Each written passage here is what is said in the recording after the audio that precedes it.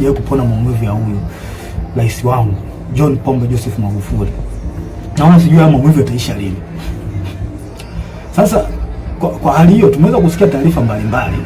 Of course hizi taarifa tuliweza kuzisikia mwanzoni kabisa kipindi cha kifo chake. Mimi nilizisikia hizi taarifa mapema sana. Ila sasa nikawa sina taarifa, sina uhakika nazo. Nilizisikia kutoka Kenya na hawa mabloggers, YouTubers, sio mabloggers walisema baadhi yao kwamba Magufuli ameuliwa na Kikwete. Kuna baadhi yenu nahisi hizo taarifa mtakuwa hamna kuficha vitu hapa. Kuna baadhi yenu nahisi hata hizi taarifa mtakuwa mlizipata mwanzoni kabisa baada ya kifo cha Magufuli. Umeona bwana?